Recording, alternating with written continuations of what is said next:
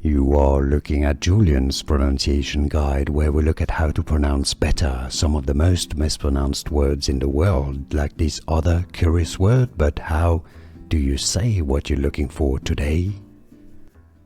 Let's learn once and for all how to pronounce correctly the name of this actress and model. Let's hear her say it.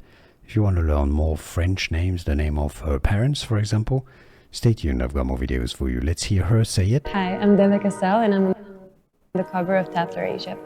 That's a video from Tatler.